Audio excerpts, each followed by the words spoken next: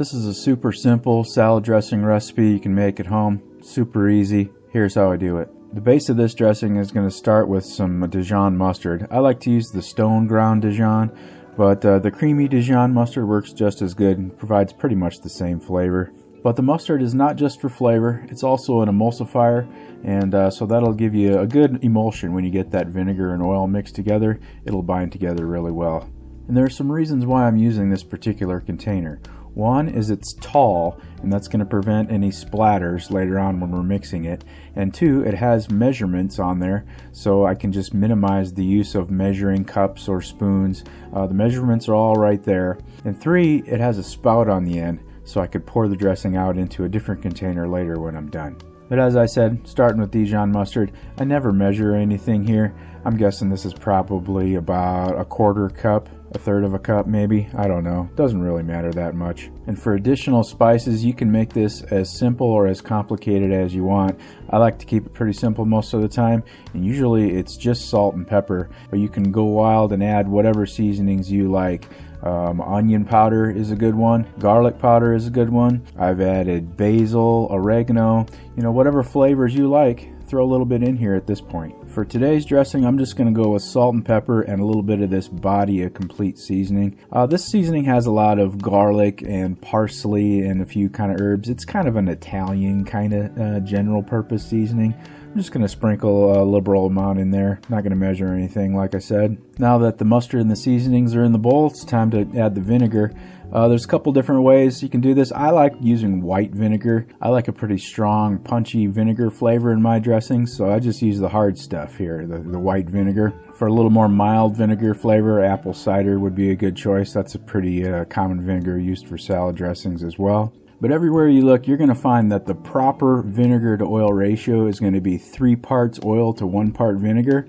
And I don't do that. I like it a little bit more on the vinegary side and a little less oily. I do 2 parts oil to 1 part vinegar. And the result is a stronger flavored dressing that has less calories because it has less oil, and it has more flavor because the vinegar to oil ratio is better, and you use less of it when you put it on your salad. So I'm going to dump approximately 1 cup of white vinegar in here in the bowl with my mustard and seasonings. So I used to make this dressing with a whisk, just a regular hand whisk, and that works perfectly fine. It does get a little tedious. It takes a little bit longer just doing it by hand. So lately I've been using this electric mixer. And this is the primary reason for the extra tall bowl that I'm using here, because this is going to make some splatters, but they're all going to be contained in the bowl because of those tall edges on the bowl. I can't stress enough how having a tall bowl is important. Otherwise, you're just going to get salad dressing all over your kitchen if you don't have a tall bowl. But I'm going to give that mustard and vinegar just a short little mix up just to get that mixed up.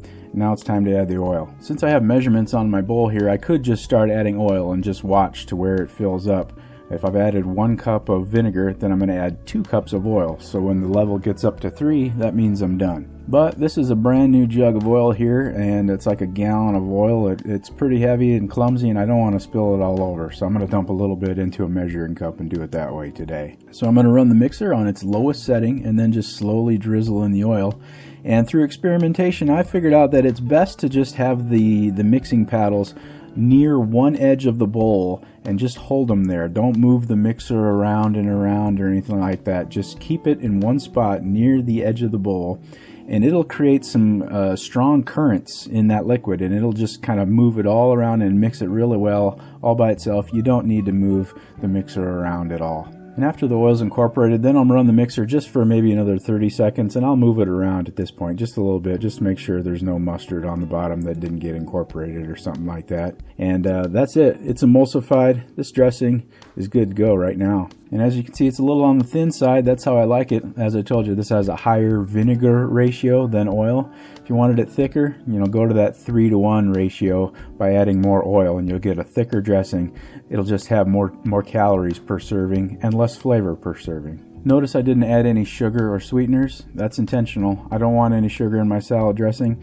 If I wanted sugar, I'd just go buy the salad dressing that's on the shelf at the grocery store. Those are all full of sugar. As for storage, I like to use these glass bottles. These are old salad dressing bottles from grocery store salad dressing that I saved. They work really well. Just a mason jar or a Tupperware container would work fine too, whatever you got on hand. I like making a big batch of dressing like this every couple of weeks, and it'll just live in the refrigerator as I use them. Because of the high vinegar content, these are going to last months in the fridge, but they never last that long in my fridge. But that's how I make homemade salad dressing the easy way. Hope you found that useful. Thanks for watching. I appreciate it. See you on the next one.